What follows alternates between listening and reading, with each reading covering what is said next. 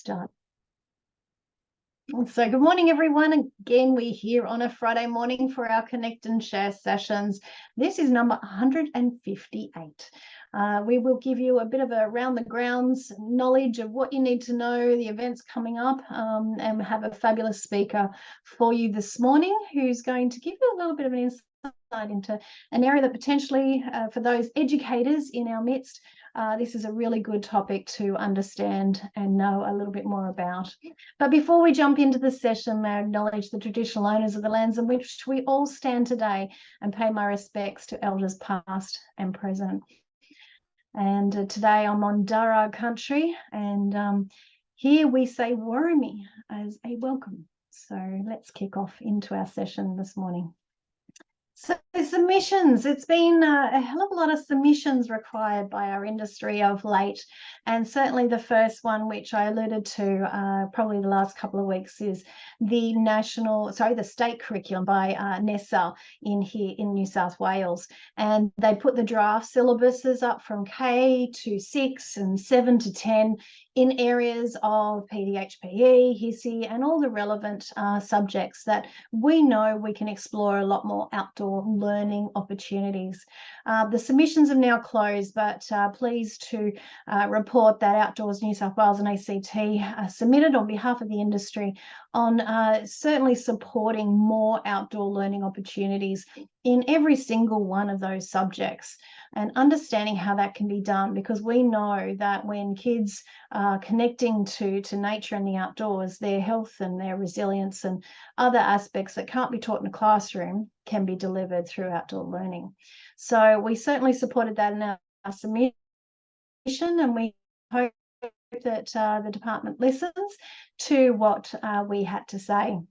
Another big submission, which is crucial for our outdoor leaders and our industries in the Blue Mountains, is the Blue Mountains and Canangla Boyd plan of management. So we have submitted on behalf of the industry, and thank you so much to our volunteers in the outdoor leaders group, as well as some of the other operators and members supporting their requirements, sending it through, and so we could include their requests in our own submission. So pleased to get that in also by the deadline. But there's a couple more that are still open, and that is the Montague Island Nature Reserve, the Barangaba. That is open right now. So if you're interested in Montague Island and what there is as an opportunity for outdoor providers, I certainly urge you to have a look at that one. The deadline is the 20th of November for that submission. So jump in and have your say. And the other one from National Parks is the partnership open opportunity, which is open for Tomaree Coastal Walk. So if you are in this area and you would like to explore the opportunities that this walk could have for your tours or your operations, urge you to get in touch with Kyle and certainly talk to him about some of the opportunities that you might have through national parks. The other one is literally on the doorstep. The 10th of October is the third and final ANSCO Code review. So even though my badgering and my claim to try to get you all to submit to the ANSCO Code review, if you haven't done so, you have one more opportunity, and I certainly encourage you to do this. As I've said to you all in the past, the ANSCO Code system is highly ineffective for our industry. It is diluting our opportunity to be heard. We are not seen as an industry that has a skill shortage because of the system of the ANSCO codes. So please jump onto our website, see our comments through our blog that we supplied to ANSCO, and feel free to copy and paste. But I urge you, unless the industry responds to this in numbers, we will not be heard. So if you haven't done so, I'm watching you. Please get in there and have your say on the ANSCO Code review. It closes on the 5th of December, so you do have time. One I'm actually asking each of the members to consider, and if they are looking at this as closely as some of you are and seeing that it's going to be a disadvantage to your business, I need to hear from you. I'm working with some of the senators on the IR bill because it does have huge effects on the outdoor industry. So if it does affect you, and I will give you a a bit of an indication of what is in this bill right now. But if you find that this is going to disadvantage you, please email me so I can make sure your case study is included in the submission, which is due on the 6th of October. So very briefly, I don't want to take you into the depths because, as you imagine, this is a very large document, but casual employment is one of the focus areas. So can I just say that what they're trying to do here is enable a lot of casuals to convert automatically to a permanent employment status. So if you have a lot of casuals, you need to look at this bill to see if the movement to permanent employees is going to disadvantage you as an employer. The other area is labour hire, and certainly if you are bringing in a lot of labour through labour hire, the IR bill is suggesting that you'll be paying equal, if not more, on a rate basis for your labour hire if you were to employ them as employees. Wage theft is another area, and that has increased the penalties quite substantially, and up to a maximum 10 years imprisonment can be one of the penalties. So wage theft is a focus of the bill as well, as is workplace delegates, and this obviously refers to union delegates and the time that they need to do union content or training or communications. The other one is the union right of entry, and again, all of these, the Fair Work Commission have been given more powers through the bill to impose conditions and manage and make compliance of these different areas. Gig workers, probably not necessarily related to our area, but it is one of the areas that it focuses on. But unfair contract terms is probably an area that will affect our industry. And if you have contracts with your employees, again, another area for you to look at. Enterprise bargaining changes. The amendments here is potentially opening up some opportunities for the industry, but keen to hear from those organisations that do have enterprise agreements, and I know we do have a few in the industry. And this could be that an enterprise agreement could go across multiple organisations. But again, there is some clauses there that affect anyone with enterprise agreements. Discrimination, this expands into family and domestic violence. So there'll be an area that employers are required to include when it's relating to any discriminatory activities in effect of domestic violence. Small business redundancy. This is certainly looking at when a business goes into voluntary administration or bankruptcy or liquidation, and how redundancy payments used to be exempt in that area. So now it's bringing it in line to ensure that organisations, if they do fold, that they are still owing that redundancy, and that also goes for small business as well. WHS, again, more increases to the penalties associated with work health and safety, and again, substantial increases across the board. So again, we need to really look at how we're compliant with the Act, but again, asking if you have any areas. So if there is some things in there that send some red flags up for you, I urge you to have a look at the bill and really give me an understanding of what that means for your business, so I can include it in the submission to the senators by the 6th of October. Okay, next thing we have is the need to knows, and the Thredbo Valley Track has no more snow. So we just wanted to let you know that we are now open for the summer season, or what we call the green season, and everything is open and ready to go for you. Some events coming up, a huge one on Tuesday. Yes, it will be our Industry Strategy Day, as we've been promoting to all of you through the newsletters, and also followed by our AGM. Thank you to everyone who filled out the survey. That has perfectly set up where we need to have the most discussions about the strategy going forward in the industry. So yeah, if you filled that out, we really appreciate your time and energy associated with that. And if you haven't RSVP'd, you literally have until 5 o'clock today to RSVP to the Industry Strategy Day or the AGM. And don't forget, you need to get your proxy in for the AGM if you cannot make that. So we'll be presenting our beautiful annual report at the AGM, and we're very excited to show you that and all the things that we've achieved in the last financial year. And don't forget, we've got 3 directors we need to appoint. So we've got 6 nominations. So as members, you have a vote to tell us which 3 you would like to stand and be directors of Outdoors New South Wales and ACT. So your 6 nominees are Catherine Shaw, Dylan Jones, Jeffrey Lau, Kelly Jackson, Peter Kent, and Shane Simmons. So have a think about who's the best fit that you see for the organisation. Their content was emailed to all of you in the last newsletter, so you can review where you think their skills meet our needs. Okay, other events that are happening. The Australian Regional Tourism Convention will be on the 10th to the 12th of October. For those in adventure tourism, a great opportunity to network with other regional attractions across the whole country in Newcastle. So that looks like it's going to be a great event.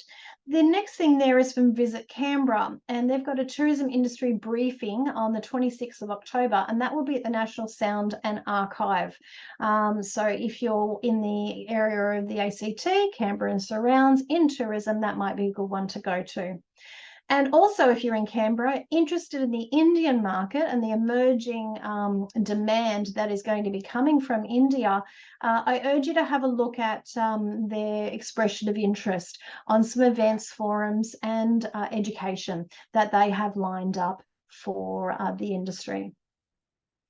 And a final one here is on November 27th. I'm going to be in Canberra for that week with several different events and meetings.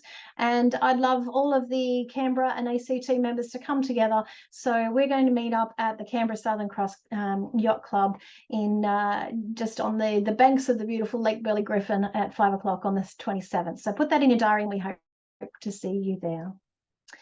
Now, our Connect and Shares continue right up until the 8th of December, where our last one of the year will be held. Today, we have beautiful Annika, who's going to take us through what she does with schools, educators, students, all in the area of consent labs. And next week, we have Julian Lesser, who is a Member of Parliament, coming and talking to us about the voice. So without further ado, I'm going to hand over to Annika, who will take you through her presentation today. And you've heard enough from me. So over to you, Annika. Thank you so much, Laurie. And thank you for the invitation to be here today. We haven't yet had a chance to have a huge amount of crossover with outdoor education. Typically, we're working with schools directly or universities. We're actually just started working with Scouts, and I noticed one of you here's got a Scouts background. So whilst I maybe get myself all set up with a presentation, I wondered if everyone would be able to just take a moment to introduce yourself and sort of fill me in on what work you do and what your sort of role is. I don't know the best way to go about this. Perhaps. Well, I'll start from my screen and let's start with Jeffrey from Scouts. I manage the registered training organisation for Scouts. So. Wonderful. And Dave, do you want to quickly unmute yourself? Okay, I'm actually a Mexican, so I'm down in Victoria. Occasionally I operate in New South Wales, but mostly Victoria. Adventure company, so we do tourism, outdoor education. Most operators do a whole range of things from corporate to kids. Yeah. Great, thanks, Dave. Ursula, do you want to go next? Yep. Hi, everybody. I've recently started, like in the last couple of weeks, with Outdoors New South Wales ACT as their office manager. Thank you very much. Nice, can you unmute at this moment? Yep. Yeah, hi Annika, my name's Neeve. I work with the Office of Sport, so I'm based out in Orange in the Central Western Orana region, and I'm a project officer out here. So we engage with a lot of stakeholders around a range of different things, and I think what you're going to cover today is going to be helpful for me as well. So yeah, looking forward to hearing about it. Yeah, awesome, Neeve. Jen, I don't know if you're able to unmute at this point. I know Jen's really busy. There she is. Yeah, no, all good. Yeah, we run an outdoor education camp for school students out in the Hawkesbury area of New South Wales. Beautiful. Great, thanks, Jen. And Helen, who's just ducked away, but she runs our Active Outdoor Kids program and also an employee who's back. She can talk on her behalf with Centennial Parklands. But anything else you want to say, Helen? No, that's about it. Awesome. Lovely. It's a nice little mix there. Thank you, guys. I appreciate that. What I want to just double check, first of all, are we seeing just the presentation or also my notes? Also your notes. Tricks of the trade are gone. All right. Bear with me one moment. Yeah, insert there. That's just the note. That's just your presentation. Lovely. Okay. So I'm just going to switch that over.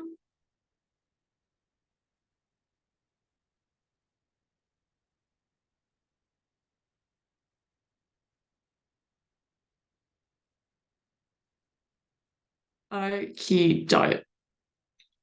So what I wanted to do today is, first of all, given it's a little bit of a smaller group and more intimate group, please feel free to stop me at any point if I say something that, doesn't make sense, you've got questions, you want to challenge it. Would really love to kind of get your thoughts and opinions there.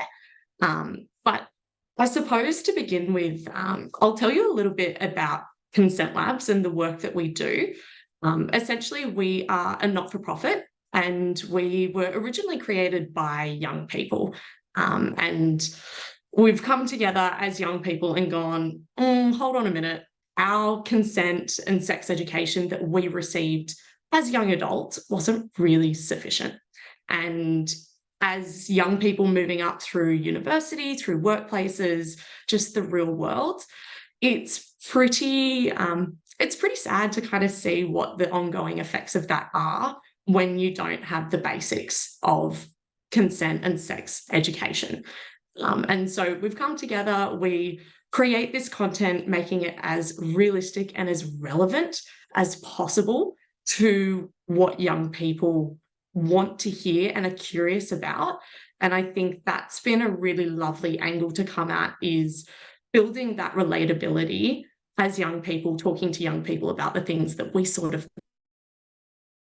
missed out on through formal education. So we typically work with schools, universities, we'll work with both the students directly as well as their educators and also their parents, just to kind of bring everyone in on the conversation of, hey, we need to start talking about this more, but how do we talk about it?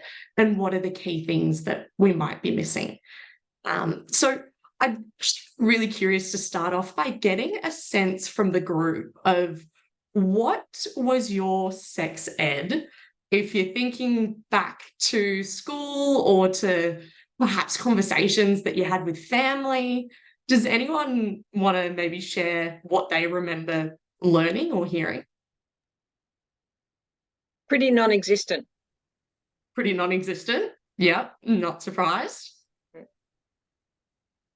Did anyone get the basics of here's what sex is, or here's what a relationship looks like, or was it purely the don't get pregnant, were a condom talk, or did it go a little bit deeper than that? Yeah, I think it maybe went a little bit deeper than that for me, but so I finished high school 15 years ago. So yep, we were definitely having sex ed, but I don't remember conversations around consent and understanding what consent looked like and, that kind of thing. So I think it's wonderful that this is here now, that the conversation is there. It's transparent, any kind of stigmas removed. It's great. Yeah, we're definitely starting to trend that way. What was that, Ursula? Or Helen, sorry. I finished high school last year, in 1990, and there was no consent education. There was, there was very little, and it was very embarrassing, the whole kind of everything around sex education. One of my daughters is just here, and they have a very different approach at their school around consent and sex education. So it's going in a very much the right direction. Thank you. No, it definitely is. And it's a great time, honestly, to be in the space, because I think we've all started hearing it spoken about more, and we've had certain high profile personalities or cases, or, I mean, even just recently, I don't know if anyone's soccer fans here, but watching the Women's World Cup, and you had this awesome celebration of the Spanish team winning, and then the focus immediately shifts to the Spanish football president who's unconsensually kissed one of the players, their medal ceremony. And it was, for me, it was all over my social media, all over my news feeds, of going, hold on a moment, like, this was just in front of millions of people watching this. I think something needs to be done, because that wasn't consensual. That wasn't an invitation. So it's definitely a hot topic, which is great. It's a good time to be talking about it. But I also think that it's important to look at the reasons why we talk about it. It's not just to be like, oh, perhaps we'll chat about things so they're not so taboo. For us, and our purpose has actually been to end sexual violence in Australia. So that's kind of like, obviously, the extreme of what happens when there's a complete lack of education. So to give you a little bit of a lay of the land, in Australia, and for young people in particular, 1 in 3 young people have experienced unwanted sex. 1 in 3 in their lifetime. 1 in 2 of those people who are aged between 15 to 17 years have been sexually harassed. So that looks like, unwanted comments, unwanted touching, hassling, maybe someone persistently making someone uncomfortable or asking them out and just not taking no for an answer. Those are what we classify as harassment. And then also in Australia, the ages between 15 to 19 years is when we know that someone is most likely to experience sexual violence. So all of that, it's sad to think about how vulnerable our young people are, but when you put it in the context of they're probably in settings where they are socializing more, maybe they're in settings where there's drinking, partying, and also just not having that self-confidence maybe fully established. And so not knowing, actually, I get to tell someone to please give me some space. Being able to have those conversations, I think, when you're an adult versus when you're 17, 18, 19 years old, you have a certain degree of, I suppose, authority, and that's sometimes lacking in young people, which is why we're going, it is so important to start chatting about this stuff. So any questions at this point? Were these surprising for anyone, or unfortunately not?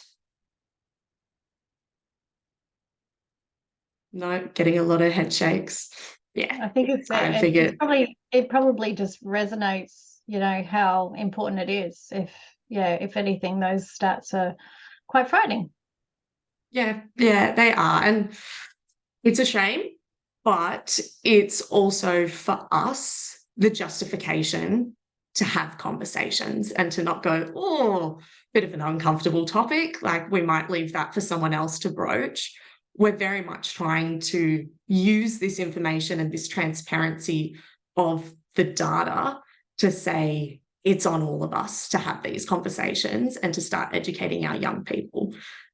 So for us at Consent Labs, what we aim to do is talk about all the in-betweens of sex and consent education that sometimes aren't covered.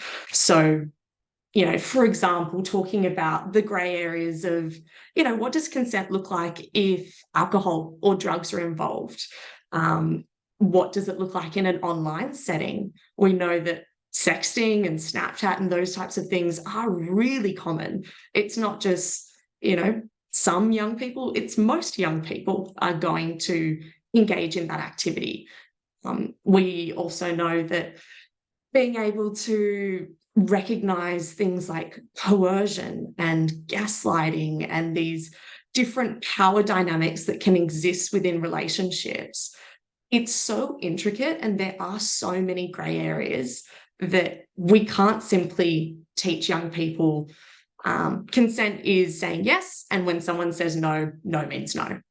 We just are aware that it goes beyond that now, and so times have changed, and we need to kind of teach through more scenarios so that young people have the language, the knowledge of the law as well. That's a huge part of our focus, as well as the confidence to then assert their boundaries and feel comfortable in asserting their boundaries.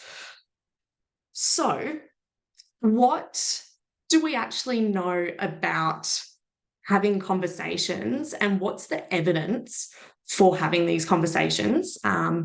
We've found that from UNESCO has done a really great research report on curriculum-based sexuality education programs, and they've found that this is more speaking to a school setting, but just more broadly, that talking about these topics leads to a few things. First of all, delayed initiation of first having sexual intercourse, also decreased frequency in sexual intercourse, decreased number of sexual partners, reduced risk-taking, increased use of condoms, and increased use of contraception.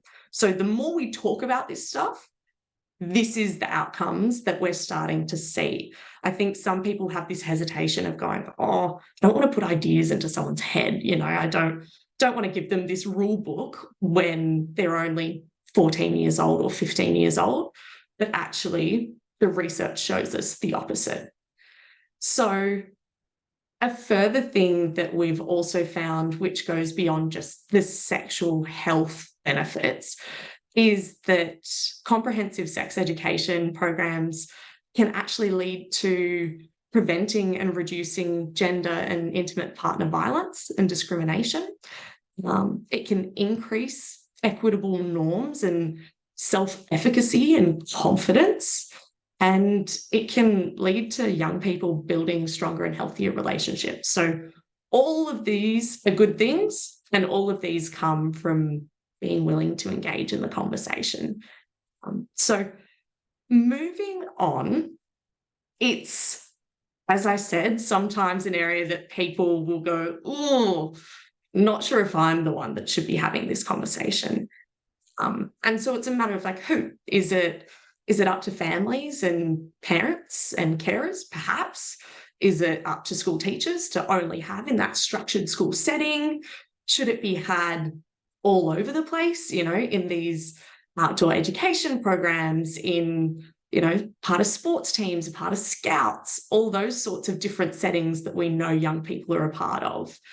And the answer is kind of everyone. And especially what I love about outdoor educators is I think you guys are really uniquely placed to have these conversations, because that outdoor environment, first of all, it's a really healthy space. And I think you probably have all been doing this for long enough and would have realised that it brings out a different side of young people. They're not in that structured school setting. They're probably a little bit less inhibited. The boundaries do shift a little bit. Outdoor educators aren't that formal teacher. Not to say that that's a full crossover into you should be their best friend and tell them everything, but being able to kind of enjoy a little bit more openness in the communication. And I think as well, there's often greater relatability with outdoor educators through, they might be similar in age, shared interests, you're spending that quality time together. And just in general, outdoor educators have skills that other educators don't, which I think are really complementary to having both open, authentic, honest conversations. So I also took a little moment to jump into the Outdoor Educators kind of website and wanted to get a sense of, you know, who are you attracting to be an outdoor educator and what's the job description? And one part of the website that I loved was talking about having those rich and diverse life experiences as being a really important attribute to facilitate people basically going through self-discovery. And I think that's exactly what aligns beautifully with consent conversations. Is it's encouraging young people to have that self-discovery, figure out what their boundaries are, what works for them, how to advocate for those boundaries, and how to protect themselves and their friends in order to, essentially stay safe, but just feel empowered to do so. Any questions, thoughts at this point in time? No? I'm interested to ask, Annika, has anyone gone down this path? For those that have worked with kids, have they? I don't understand what depth we've already got in the industry in this area. Can anyone comment? I'm assuming not a lot by that. I've done the facilitator training through Brave Hearts for the what's the program called again? Oh my gosh, I've just gone blank. It's an incredible training program that they do around consent education. And I'll get back to you on the name of it. I'll put it in the chat. Yeah, cool. No, that's good. Okay, thanks, Helen. Jeffrey, sorry, were you going to say something? Yes, I was. So certainly within the volunteer environment, having just a structured discussion that is led by the young people, just with some resources to start them off, has been very useful. Okay, great. Awesome. Thank you. Back over to you, Annika. Yeah, I love that. So I wanted to kind of move into a little bit of just what we've found from the research as being general best practice. As we've said, a lot of the time people don't want to get into these conversations for fear that they're going to say the wrong thing. They're going to overstep. Maybe they have the wrong or outdated language. That's a big barrier that we find often with parents or educators. So just as a whole, these are some of the things that we've found across the board are positive. So the first is looking at consent outside of it being this purely sexual or romantic thing, because consent in and of itself is not that. Consent is asking permission, gaining permission. And I think as outdoor educators, you guys are pretty much the gold standard of this. With children, it's very much from my memories of school camp, hey, do you mind if I just tighten that harness? I'm just going to do so on the leg strap here. Hey, we're going to jump up onto this platform. I'm going to pop my hands under your shoulders and lift you up. Are you cool with that? It's just a part of the everyday language. So I think in that way, outdoor ed is strides above because that language is being used. It's no different, can I post this photo of us? Can I borrow some money? Do you mind if I pet your dog? It's just using that language in an everyday setting. It's starting to model it. And that's when we then transfer those conversations into other settings. So into just a relationship sense. Doesn't have to be romantic. It can be with friends. It can be with family. Making sure that kids understand that this is not a one-off only when we're talking about sex. You actually use it every single day to make that transition even easier. So ways to talk about consent without getting into the nitty-gritty of sex. Again, talk about it in everyday situations. Reinforce that it's okay to assert your boundaries. I was actually chatting to a friend of mine. I don't know if she's going to ring any bells for you guys, but she's an outdoor educator through the Pymble Ladies College program. I think I'm not sure where they're based, but her name's Hannah Bushner. And I was saying, hey, I'm going to jump on and chat to a bunch of outdoor educators. What's your experience? What kind of conversations have you had? And have you felt equipped to have those conversations when you're, taking a bunch of students out on camp? And she was talking about a year 9 girl that they were on a camp, and one night she actually found this girl in the bathroom crying. And so she went up and started consoling and said, what's wrong? What's going on here? And this student sort of shared that she was constantly being sort of pursued and constantly being touched, not in a overtly sexual way, but just, on the shoulder, on the back, hugs, those types of things, by another student, and was feeling that she just didn't know how to say don't, and was having this attention in a way that made her feel really uncomfortable. And that was kind of one of those ones where it reinforces the importance of, we need to give young people that specific language so that they can learn from an early age how to assert a boundary, and then knowing that that's going to last them. And it's almost like, I suppose, using a muscle. It gets stronger and stronger the more you practice using that. Hey, can we maybe take a little bit of space here? Don't love the unnecessary hugs. How about a high five? Or tell you what, so-and-so, I'm going to need you to take a step back. Hope that's okay. This is just, I'm not a touchy-feely person. I don't need that coming from you. And so making sure that young people have that language is really, really important. And Hannah was just talking about the conversation that they had was really meaningful, and it wasn't even in that sexual context. It was just in the learning to assert boundaries. So it can be done without talking about sex, but with talking about sex, I think the keys to note are, it's not going to be a one-off talk. It's not going to be whether you're a parent, which I'm sure many of you are, or whether you're an outdoor educator, or whether you're on a school camp. It's not this big, hey, let's sit down and have the talk. Now I'm going to take it upon myself. We're going to do this.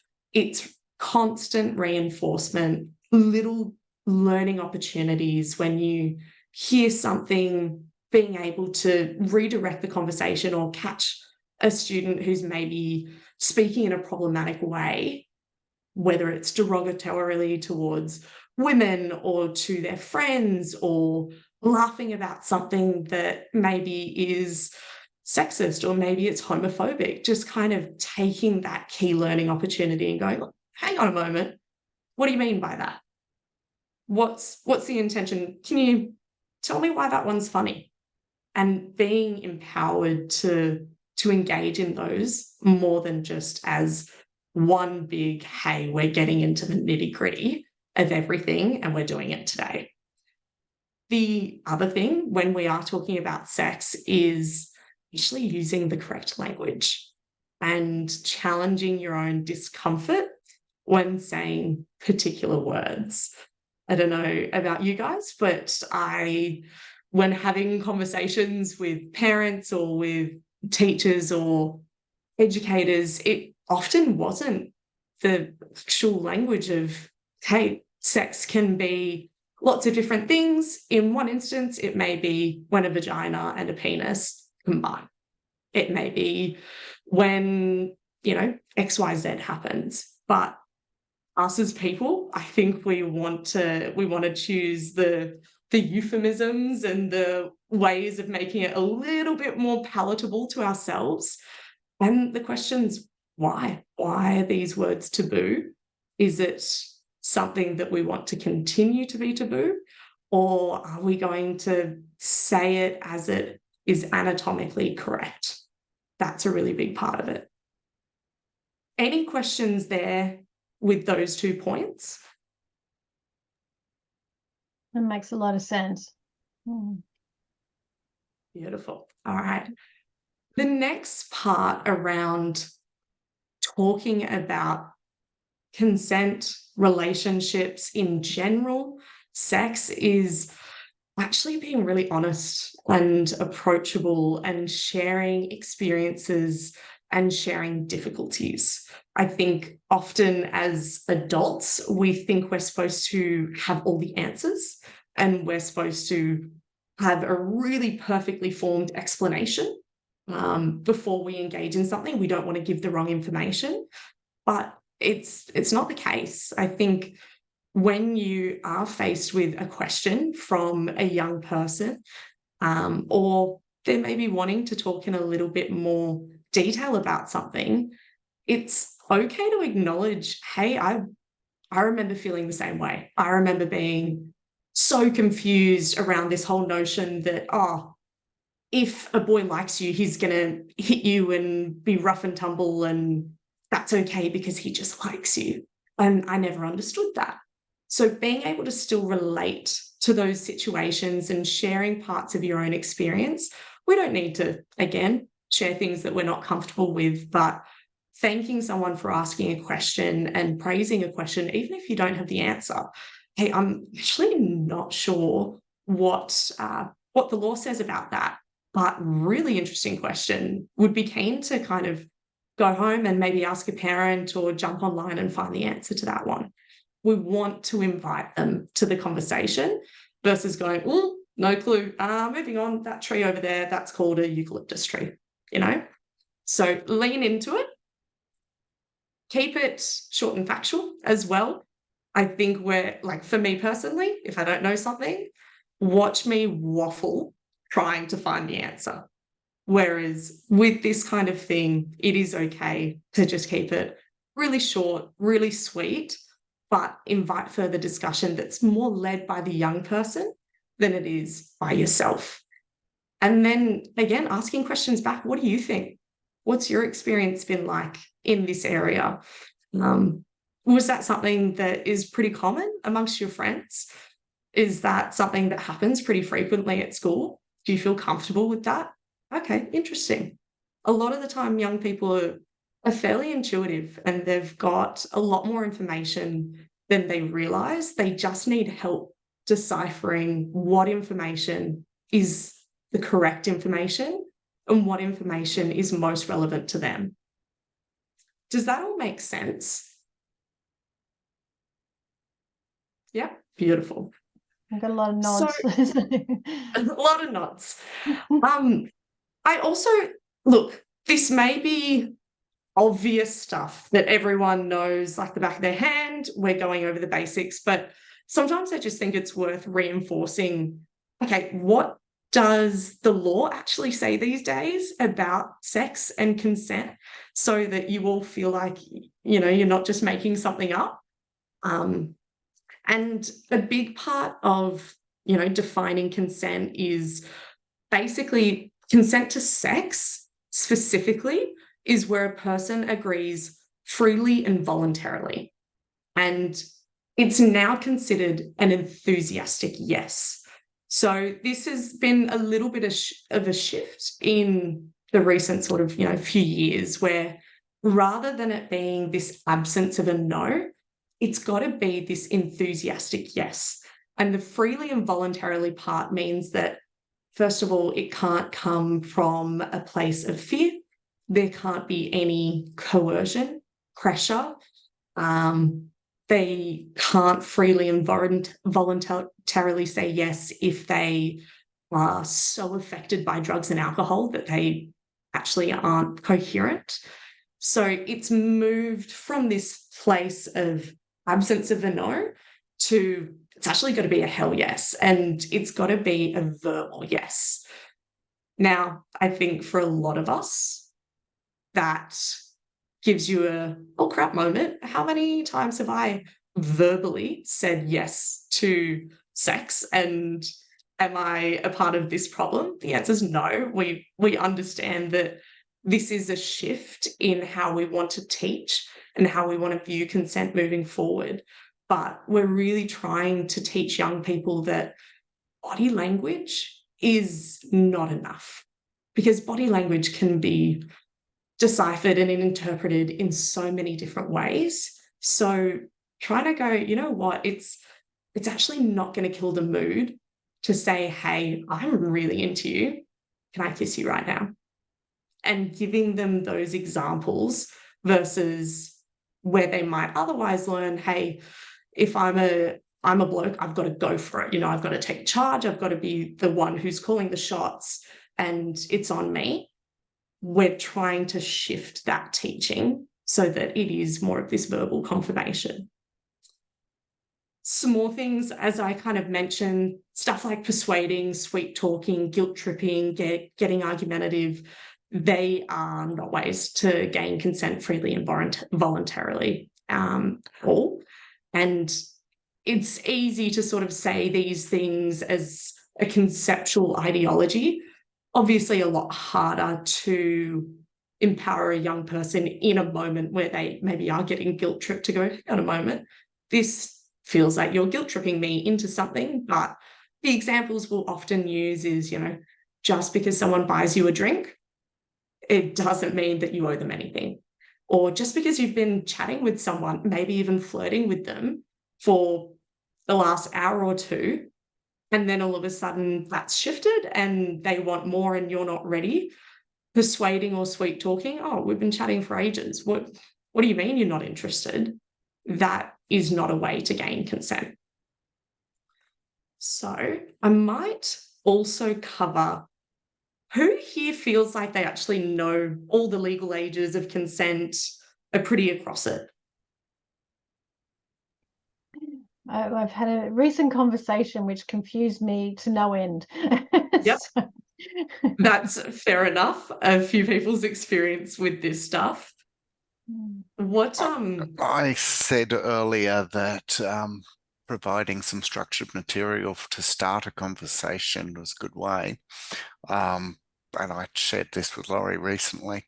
At the final pages of the Scouts Australia Child Protection Policy is a summary of the consent ages around the country. And just by giving that and the many differences around the country to young people actually starts a fantastic conversation from them. It does. Yeah, absolutely. And unfortunately, as you've just kind of mentioned, Jeffrey, it's different state by state, which is not ideal. Classic state law being really extra confusing for us. They're looking at changing it. I think the Senate actually met recently to legalise and standardise consent across Australia. So that'll probably come in the next year or two. But in New South Wales specifically, how consent works is this. The legal age, officially, if you want to give a really stock standard answer, is 16 years old. So if you were chatting to a young person and they are talking about how, you know, they have had sex and they're not sure if it's actually okay and they're under the age of 16, the very black and white answer is probably not. However, it depends on the age of the other person. So if you've got a person who is, well, it's kind of a 2-year buffer. So essentially, it's legal if they're within 2 years. So this chart will show if we've got someone who is 14 years old and they might be in a relationship with someone who's 16 years old and both of them have sex, that is not seen as illegal because they are both within 2 years of each other and they are both together under the age of 16. So it's kind of speaking towards power dynamics that are created by age differences. However, if you had someone, say, who's 15 years old, who's in a relationship with an 18-year-old, that is not legal to consent to sex, because there's more than a 2-year age gap and one person's above the legal age whilst the other's below. Does that make sense to everyone? I know it's a little bit of I always feel like I'm doing Punnett squares again or something like that in high school science. It makes sense. I just had no idea that there was this, like, the details. I just thought it was 16. Yeah. Right. And this is from a legal point of view. Okay, so this is if we were to, say, for instance, have an issue where two young people have had sex, perhaps a parent's found out and gone, no, my child has been taken advantage of. We're taking this to the police. We're taking this to the courts.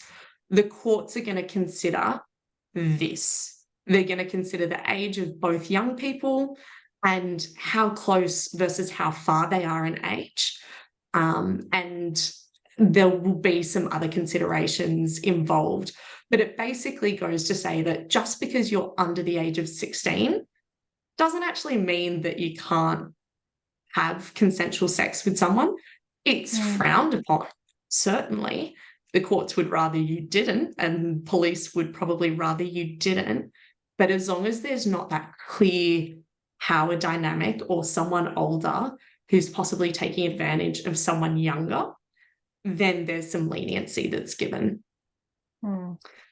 Some other legal things to just be aware of, again, you may already be across it, but sometimes I find people really enjoy sort of knowing a bit more detail, is the instances where there can't be consent. We've already spoken about age demographic, but if the other person is in a position of power or trust, so for example, a teacher, a manager, a boss, a sporting coach, all of those are introducing a position of power.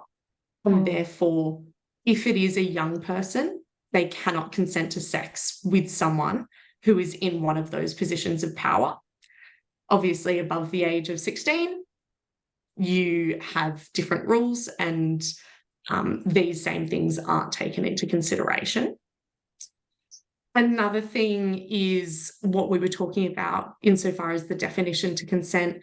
If someone's scared, intimidated, or may have been manipulated, they cannot have consented to have sex. This one is, I think, as well speaking to the reason there was that shift in not just an absence of saying no, but it has to be an enthusiastic yes. We've also got regarding drugs and alcohol, if someone's unconscious or so affected by alcohol or another drug, they can't consent to sex. This is a real grey area, and one that, as you know, consent educators talking to young people who are starting to engage in those activities, we have to be really, really careful about. But that wording's so affected, you know, someone could have 8 drinks and actually be completely fine. Someone else can have 8 drinks and not be fine. And so that so affected wording means that it's very much based off the individual and what's reasonable to see of, okay, how aware are they, how in control are they of their own decision-making, their own autonomy, et cetera, et cetera. We verge on the side of caution when educating young people to go, you know what, it's actually not really a great way to gain consent from someone if they're not in their right mind. Like, you don't really want to engage in it at that point. It's not exciting. It's not really a fun experience. So if they're going to want to engage in that with you when they're maybe having a few too many drinks on a night out, then like odds are, hopefully, they're also going to be interested the next time you're hanging out when there is an alcohol involved, and that's going to be a much safer bet. And then the information.